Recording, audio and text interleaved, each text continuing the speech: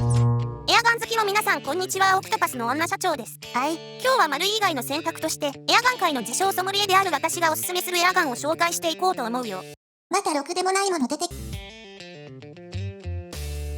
みんなが丸い製のガスガンを気に入っているのはよく存じていますが、安心安定の品質やからな。他メーカーのおすすめの品があります。まずはこちら、国際グロック17ニューコンセプトガスブローバッグ。基本スペックはこんな感じ。まあ一応国産メーカーか。外観のディティールをあえて大胆に省略、一体成形し、実車性能と低価格にステータスを全振りするとかいうリボルバーの名門だった国際がガス風呂として最初で最後に発売したモデルだね。もう存在せんけどな。見た目のクオリティはさすがに最近のモデルと比べるとかなりチープになるけど、歴史を知る者がこのグロックを見たら震え上がること間違いなし。そらビビるやろ。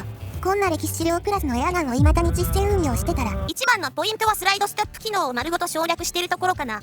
徹底したコストダウンを行うことでガス風呂なのに1万円を切る超低価格を実現。おかげでスライドストップがかからず、リアルさに欠ける下紛れに気づくのにワンテンポ遅れるけど、致命的じゃねえか。技術が進んだ今でも1万円以下で買える新品の18金で、しかもガスブローバッグとか存在しないことを考えると、本当に市場破壊レベルの衝撃だったと思うよ。メイドインジャパンの新品ガス風呂。それでいてマイナーモデルじゃなくてグロックモデルで1万円以下は確かにヤバいな。現代でこんな価格破壊を起こしたら、多分この会社でこいつ今も動くんか。届いた直後は少しだけ動いたけど、マガジンの注入バルブ付近のパーツが経年劣化してて、何回かガス注入したらクラッカーみたいにパーツが吹き飛んだ。危なすぎる。ヴィンテージエアガンを購入する際は経年劣化も視野に入れましょう。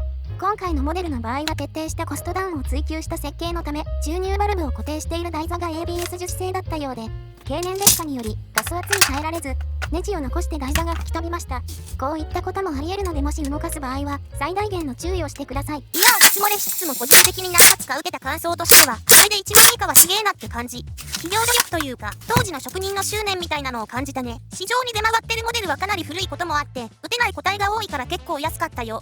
初めてのヴィンテージエアガンにいかがですか？出てもせんこんな骨董品進めてくんな。これは我がオクトパスレアガン博物館に寄贈しよう。歴史的資産価値はざっと3万円といったところかな。ガス漏れがなければ5万円。大きく出たな。視聴者が求めてるんはハンドガンだけでも戦えるポテンシャルを持っとる銃や。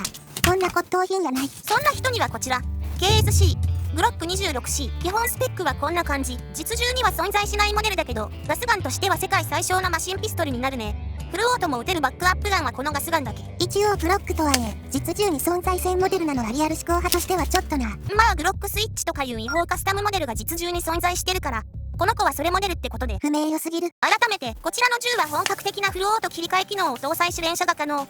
切り替えにはスライドをオープンした状態でセレクターを操作しないと故障の原因になるから気をつけてね。セレクター操作にコツいるんか。微妙やな。ヘビーウェイトモデルでありながらスライド上部とアウターバレルに実銃同様のガスポートを再現したコンペンセーター仕様。この大胆な肉抜き加工のおかげでスライドが高サイクルを実現して、トリガーを引いた瞬間にコンパクトながら凄まじい弾幕を張ることが可能。あとかっこいい。かっこいいは大事。スライドだけにとどまらず、内部の心臓部にも超軽量なマグネシウム合金を採用することにより、スライド近いの金属的な重量感による重いキックを感じさせつつ、作動パーツ軽量化による超高速レートを両立させることで、レートが速いだけのチープなおもちゃとは思わせない職人の技が光る極上の一品だね。たった今死んだようやな。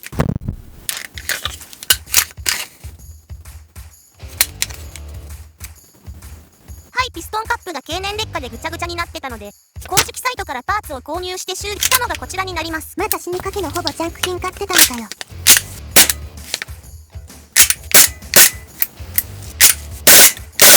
見てこのコンパクトさからは想像できない高回転レート。こんなレートで連射されたらひとたまりもないね。さらにこの子はオクトパスでカスタマイズして、バレル先端に 14mm 逆ネジを搭載。サプレッサーの装着も可能にした実戦仕様。おお。でコンシールドキャリーのちなみに何もない状態の騒音値は 86.2 デシベル。氷がサプレッサーをつけることにより静かになったら、装着した方が騒音なの楽だろ。本来存在しないセレクターがついてるけど、本体の寸法は実銃に極めて近いからそこはリアル思考派も納得できるディティールじゃないかな。実物の G26 用ホルスターにそのまま収納できる高い携帯性も魅力だね。私はこのコンパクトさを生かしてホルスター以外のところに忍ばせるかな。取り出しやすさも素晴らしいね。バックアップにしては主張が強すぎる。ただこのマガジン、ガスを注入する際にそこのプレートをずらさないと注入できないのがちょっと面倒かな。ひと手間いるのはマイナスポイント。セミフル切り替え可能なギミックを搭載しているこんな素晴らしい一品が、お値段なんと 28,600 円。高えよ。長物買えるて。中古ならもっと安い値段で入手。故障してもしててもアフターサポートも充実してるから安心だね。この子は見た目のかっこよさだけじゃなく性能も抜群だよ。平均初速は 61.47 メートル毎秒。ジュール換算で 0.38 ジュールだね。大半のショットで60メートル毎秒台をキープした安定した出力やな。コンパクトながら優秀やん。この銃はグルーピングもこのサイズからは考えられない精度を見せてくれるよ。だいぶハードル上げたな。今助けるぞ。はい、射撃が下手な私が撃ってもこのグルーピング精度。これはすごいな、マジで優秀や。せっかくだからフルオートのグルーピング精度も見ておこう。ガスくらいちゃんと入れとけよ。それじゃあ気を取り直して。素晴らしい連射速度とグルーピング精度だね。距離が短いのを考慮してもそこそこまとまってんな。コンパクトさと制圧力を兼ね備えたマシンピストル。皆さんもエッチョンいかがですか？連射できるのは魅力的やけど、こいつの場合はマガジンサイズがネックやな。こんなちっこいマガジンでフルオートなんて撃ったら冷えて使えたもんじゃないし、弾数少なすぎて弾幕にもならん。なんやねん19発で。ロングマガジンなんか刺したらこのコンパクトさの意味なくなるし、もうちょい普通のがええわ。なるほど。であればこちらなんかどうでしょう。バトン、コンバットマスター。基本スペックはこんな感じ。サイズは G26 よりも大きいフルサイズ。リソースが CO2 だから寒さ耐性は抜群。リキールのキレとキックの重さは保証するよ。ほう、いいじゃないか。こういうのでいいんだよ、こういうので。重量はマガジン込みで 1kg 超えのこれまで紹介した中では一番重いハンドガンだけど、このディティールを見れば長時間の操作でも疲れなんて一切感じないよね。せやな、かっこよければ重さとか気にならん。スライドは鋭いエッジを持つ 5.4 インチの強化樹脂スライド。ブロンズ仕上げのアウターバレルが除く両側面のガスポートをはじめとした戦闘的なデザインを忠実に再現し、フロントとリアサイトにはファイバーオプティックサイトを標準装備。おいおいおい、やべえなこれ。めっちゃ豪華やん。これにより素早く確実なエイミングを実現。パワーソースは CO2 を採用しており、季節の温度変化に強く、キレのある重いリコイルショックと安定したブローバックを提供。グリップにはドラゴンテクスチャーを彷彿とさせる緻密なモールドが刻まれていて、 CO2 の凄まじい反動を制御。これは刻印なしの安いモデルだけど、映画さながらのリアルな造形美はサバゲーマーや映画ファンをうならせること間違いなしだね。これほどの出来栄えを誇る一品のお値段がなんとたったの27,800円。高えよ。もちろんこの子も値段に納得のいく性能だよ。まずはやっぱり CO2 ガスガンの醍醐味だよね。騒音値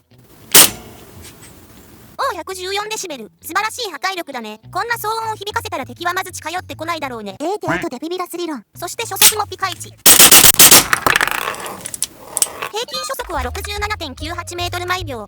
ジュール換算で 0.46 ジュール。ちなみに新品のガスタンクを装着したらもう少し初速は上がるはず。とはいえつけっぱのガスタンクでもフロンガスより一段高い出力水準を保ってんのすげえな。バトンの CO2 モデル特有のハードなリコイルと高いポテンシャルが反映されてんな。マックスでもブローバックを楽しみたい人にはぴったりな一丁だね。てかこれ今も手に入るんか。新品で買えたらラッキーだね。今のところ絶版と入手困難品しか勧められてないんやが。大丈夫、この子は新品が手に入らないだけだから。中古ならちょいちょい出回ってるから、ちょっとプレミアついてるけど。新品を買わせろ。となると私のおすすめはこれになっちゃうかな。これは最高コスパのグロックになるよ。東京丸いグロック 17L。基本スペックはこんな感じ。結局丸いに帰結してんじゃねえか。素材は主要パーツを除いてオールプラスチック製。軽そう。重量はこれまで紹介した中だとマガジン込みでも最軽量のたったの 338g。コンバットマスターの半分以下という圧倒的な軽さ。あれの後に持ったらまるで羽のように軽く感じるよ。コンバットマスターが化け物すぎる。ガス漏れの心配なんて不要な鉄壁のスプリングハンマー方式。極寒のフィールドでも一切動じない作動の安定感と一定の出力を維持する信頼性。なんといってもこのロングスライド、マズル付近まで延長されたインナーバレルと高性能なホップアップシステムが合わさることで、数ある丸い製エアコ機の中でも屈指の命中精度を発揮。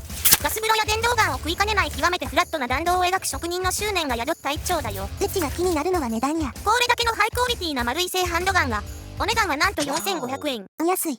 これは買いや。スライドのマットな質感とフレームに施された脂肪加工のコントラスト。さらにトリガーセーフティの再現まで、この価格帯とは思えないほど大胆のクオリティに執念を感じる一品だね。ガスもバッテリーも必要とせずスライドを引くだけで発射可能な究極のクリーンエネルギー仕様。これなら環境保護過激派も黙らせることができる。やめろやめろ。たださすがに低価格帯ゆえの限界はあるかな。モナカ構造特有の分割線が目立つ作りになっているから、細部のディティールにこだわるリアル思考派には物足りなさをどうしても感じる人もいるかもしれないね。値段が値段やからな。多くは求めん。この個体は前のオーナーの手で塗装が施されているけど、本来はサイトにホワイトドットすら存在しないストイックな仕様だから、箱出しで素早いエイミングをするには歴戦な兵士並みの熟練度が要求されるね。そんくらいは塗ればええ。でもこの子の優秀さを見れば、見た目のチープさなんて一切気にならなくなるよ。ほん。まずは初速。平均初速は 54.21 メートル毎秒。ジュール換算で 0.29 ジュール。最大値と最低値で9メートル毎秒も数値が乱高下してるけどまあ必要十分か。CQB 戦なら文句なしのポテンシャルは維持してるな。ちょっと初速が安定しないのはご愛嬌。ハンドガンにしては超ロングなインナーバレルを搭載していることによる命中精度の高さがこの子の売りだからね。まあ車種の腕がガスやとその進化も発揮できんけどな。今助けるぞ。KSC の G26C ガチで優秀なんやなって思ったわ。いやーガス風呂と違ってエアコキはどうしても引き金が重くなるから近距離の精密射撃だと手ブレして本来のグルーピング精度を出しにくいのが難点だね。お前の腕が悪い。まあユーザーの腕次第なところは実際あると思うけど当たる距離まで近づけば関係ないよね。せやな。88.5 デシベル。うるさ。まあ実際のサバゲーはもっと喧騒の中で戦ってるはずだからこの程度の音はかき消してくれるはず。今のところ本体価格くらいしか魅力を感じんな。ガス風呂に比べて本体の購入価格が3分の1以下という衝撃の安さも魅力の一つだけど、エアコキのいいところはこの本体さえ手に入れればその後のパワーソース代が一切不要な点にあるよね。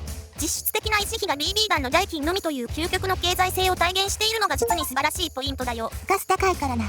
ランニングコストを抑えられるのは助かる。サバゲーの逆電状態で最後に物を言うのは、ガス漏れやバッテリー切れに怯える必要のない単純明快な機構と、圧倒的な信頼性を誇る堅牢なプラスチックの塊だよね。に言い方。さあみんなはこの中からどれを戦場に持っていきますか？私は欲張りなので全部装備していきます。こんなんがソムリエとか終わってるわ。サバゲー好きの皆さんこんにちは。オクトパスの女社長です。またなんか始まった。このコーナーではリスナーから届いたお便りを紹介していくよ。あれでコメント来るのマジか。ラジオネームソニーイバさんからのお便り。これのシルバーモデル、スーパーマグナムでチャールズ・ブロンソンが使っていて、未だに憧れております。チナ千代田のウィルディはカート式のモデルや、重心が短いモデルもあり意外とバリエーションがあります。ああ12万するやつな。あれ調べたらまだ誰も買ってなかったよ。プラス3万くらい足して丸いの20式買った方が満足度高い。ソニーイバさん、お便りありがとうございました。1万くらいなら買いやな。続いてはユネさんからのお便り。これ普通に遊んでて楽しいんだよな。リボルビングショットガンタイプもいいぞ。そういえばリボルバーのレビュー一切してないな。リボルバーはロマン勢のせいで高いからなかなか手が出せないんだよね。ゆうねさん、お便りありがとう。実は今撃ってるスポンジトイガンはリボルバータイプです。まだ登録してない人はチャンネル登録とベルマークをクリック。ハイプもせえハイプも。続いてはノーワンさんからのお便り。結構前に買ったけど、自分のはストックが若干赤みのあるもっと濃い茶色で、表面も結構ツルツルしているので素材にかなり違いがありそう。個体差がかなりありそうやな。ノーワンさん、お便りありがとうございました。リアルウッドはいいぞ。このコーナーではリスナーさんからのお便りをお待ちしています。ほぼ公開処刑やけどな。お相手はオクトパスの女社長でした。それじゃまた次回の動画でバイバイ。